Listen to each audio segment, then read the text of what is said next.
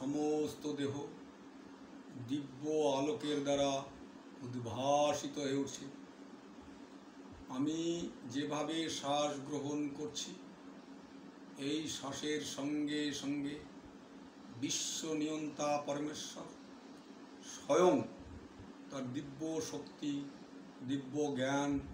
দিব্য গুণ, দিব্য ধন, দিব্য দৃষ্টি, দূরদর্শিতা, বিচক্ষণতা,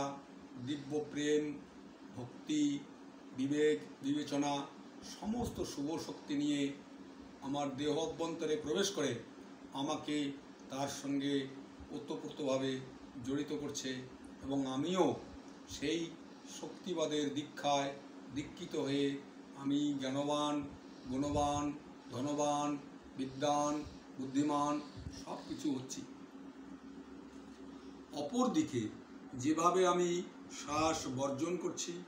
এই প্রশ্বাসের সঙ্গে সঙ্গে আমার দেহ অভ্যন্তর থেকে রোগ ব্যাধি সহ কাম, ক্রোধ, লোভ, মোহ, মদ, মাৎসর্য, হিংসা, নিন্দা, ঘৃণা, শোক, দুঃখ,